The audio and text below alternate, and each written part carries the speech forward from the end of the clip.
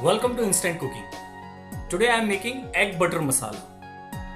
For this we need 2 chopped onion, 2 chopped tomato, butter, garam masala, black pepper powder, red chili powder, coriander powder, turmeric powder, salt, green chilies and boiled egg.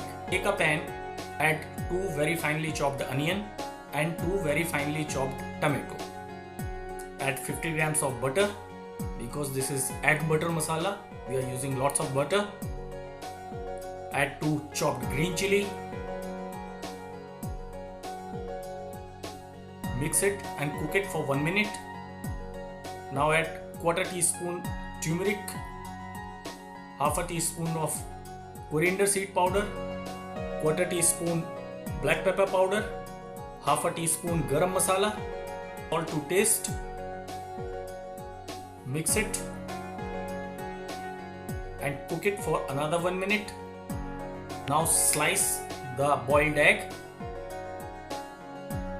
Mix it.